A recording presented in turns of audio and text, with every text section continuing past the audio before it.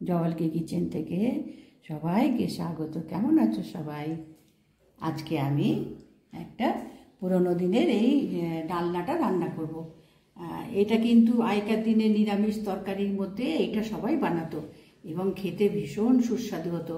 মশলা খুব একটা কিছুই দেওয়া হতো না। এই তোমার গিয়ে সব তরকারি দিয়ে এর মধ্যে কি দেবো, মেন হচ্ছে কচুমুখিটা, কেমন। আর এর সঙ্গে তোমার গিয়ে বেগুন, বিনস, আলু আর একটু কুমড়ো, ঝিঙে থাকলে ঝিঙে দাও। এছাড়া আর মানে সেরকম না, মানে নরম সমস্ত তরি তরকারি দিয়ে। আর এই যে বড়ি দেবো, এটা হচ্ছে কুমড়ো বড়ি, কুমড়ো বড়িটা দেবো দিয়ে এই তরকারিটা আজকে রান্না করব।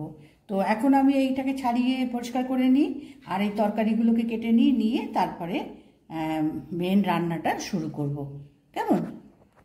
দেখো, আমি তরকারিগুলো তোমার গিয়ে কেটে ভেজে নিয়েছি, কেমন। টাইমটা একটু মানে কম করার জন্য আমি যে তরকারিগুলো দেখিয়েছিলাম সেই তরকারিগুলো দেখো সমস্ত আমি একটু ভেজে নিয়েছি, অল্প অল্প নুন দিয়ে ভেজে নিয়েছি। এখন এখানে এই বড়িটা ভেজে নেব। বড়িটা আমরা তোমার গিয়ে অনলাইনে কিনে নিয়ে আসি, বুঝতে পেরেছো। এই কোম্পানির অনলাইনে আমরা কিনে নিয়ে আসি, বড়িগুলো খুব ভালো পাওয়া যায় এবং বেশ টেস্টি, বড়িগুলো ভালো লাগে খেতে। তো সেই বড়ি আমি এখন ভেজে দিই। এখানে মশলা তো সেরকম খুব একটা নেই, এই তোমার গিয়ে বড়ির টেস্ট। আর তোমার গিয়ে লাস্টে একটু দেখাচ্ছি আমি লাস্টে কি দেবো।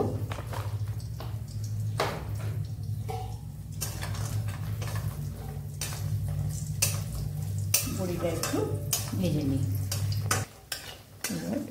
বড়িটা ভেজে নিয়েছি, খুব বেশি কড়া হবে না, কেমন। কড়া হলে পরে টেস্টটা খারাপ হয়ে যায়, খুব বেশি কড়া হবে না। এটা ভেজে নিলাম। এবার এর মধ্যে আমি একটু ফোড়ন দেব, একটা তেজপাতা দেব, দুটো শুকনো লঙ্কা দেব,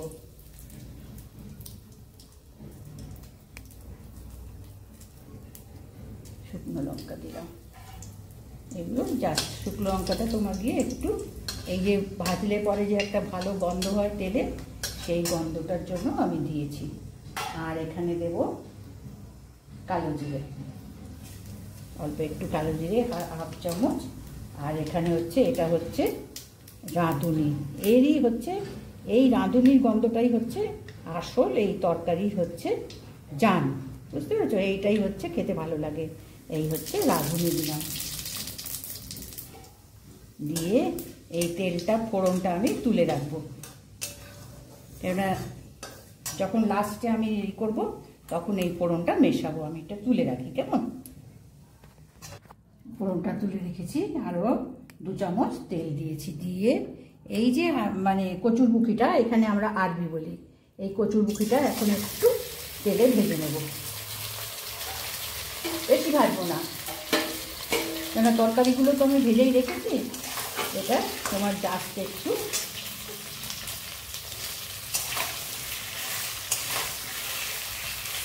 মশলাটা দেবো, জাস্ট একটু ভেজে নিয়েছি, কেমন। গ্যাসটা কমিয়ে দিয়ে, আচ্ছা এর মধ্যে মশলাটা দেখো, এখানে আমি নুন, জিরে, ধনে গুঁড়ো, জিরে গুঁড়ো আর একটু লঙ্কা গুঁড়ো দিয়েছি, একটু কালারটা ভালো হওয়ার জন্য, এতে ঝাল হবে না, কেমন। আর এখানে আমি তোমার আদা আর কাঁচা লঙ্কা একসঙ্গে পেস্ট করা আছে, এই সমস্ত আমি এখন এই জলের মধ্যে দিয়ে দেবো।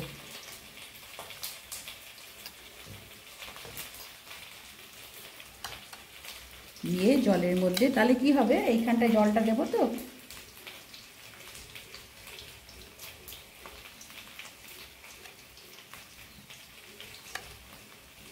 এটা ভালো করে গুলে নিয়ে এই জলটা ওই তেলের ওপরে দেবো।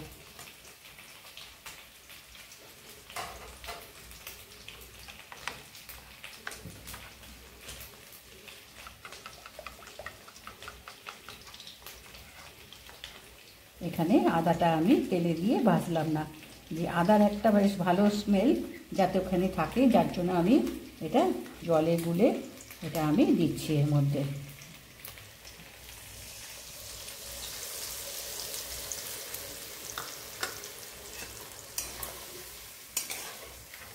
এবার আমি ফ্লেমটা বাড়িয়ে দেবো।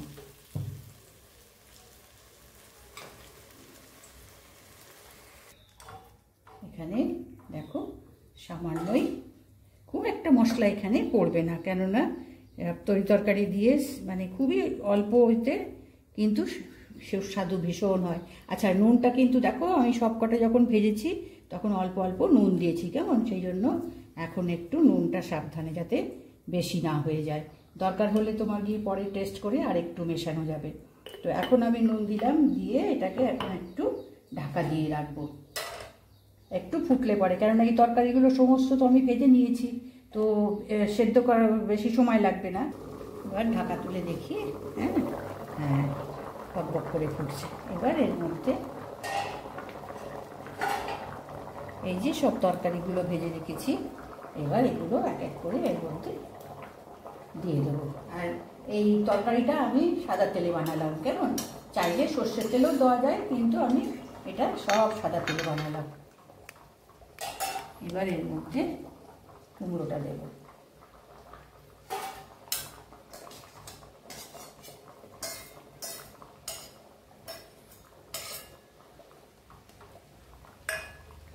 এবার বিনসগুলো দেবো, সব কিন্তু আগের থেকে আমি ভেজে রেখেছি, তাহলে এটা সেদ্ধ হতে সময়ও কম লাগবে। এবার বেগুনটা দেবো,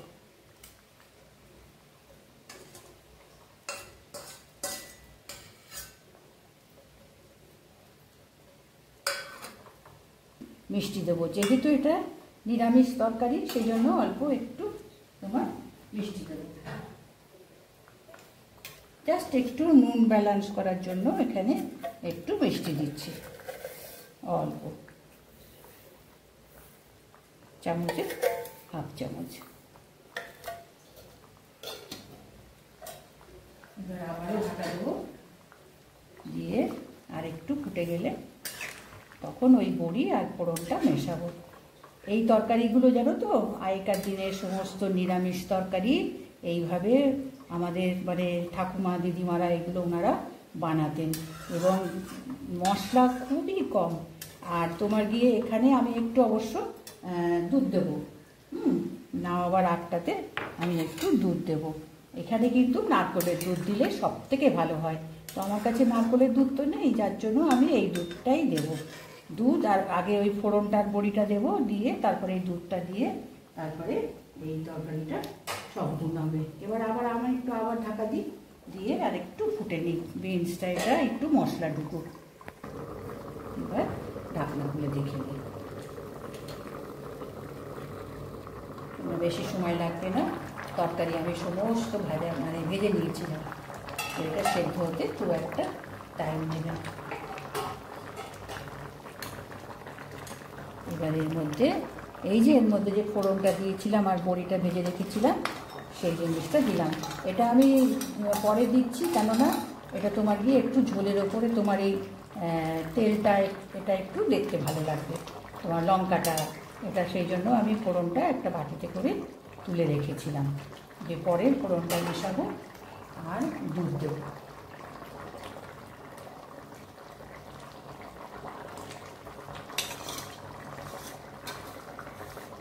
ফোড়নটা তেলটা একটু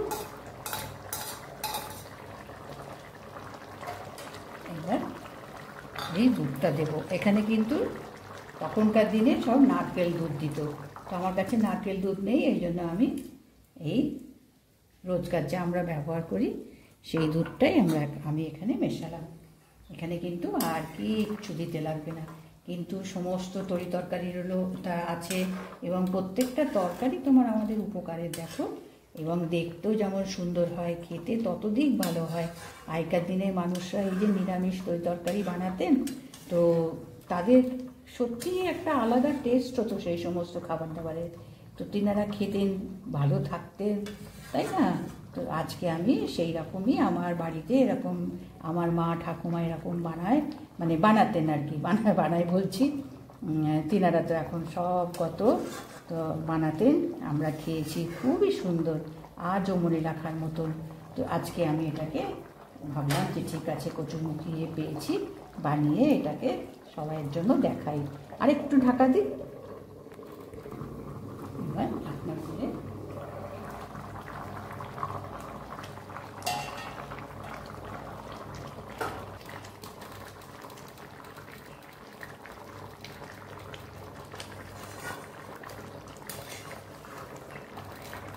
এবার আমি গ্যাসটা অফ করে দেবো, কেননা তরি তরকারি কোনো অসুবিধা নেই, সবই নরম জিনিস। কেমন আলুটা ভালো করে ভেজে রেখেছি, তো আলুটাও তোমার দিয়ে, আর আমি কচুরমুখিটা মানে আরবিটা আমি দুটো সিটি দিয়ে নিয়েছি কুকারে, যাতে শক্ত না থেকে যায়। কেমন সেটা যার জন্য দেখি এটা তখন নরমই হয়েছিল। হ্যাঁ, নরম হয়ে গেছে।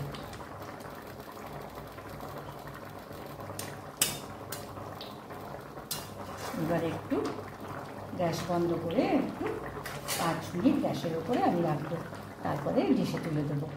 আমি গ্যাস অফ করে দিলাম, এবার ঢাকা দিয়ে এবার 5 মিনিট হয়ে গেছে তরকারিটা, এবার আমি বাটিতে তুলে দিই। দাঁড়াও,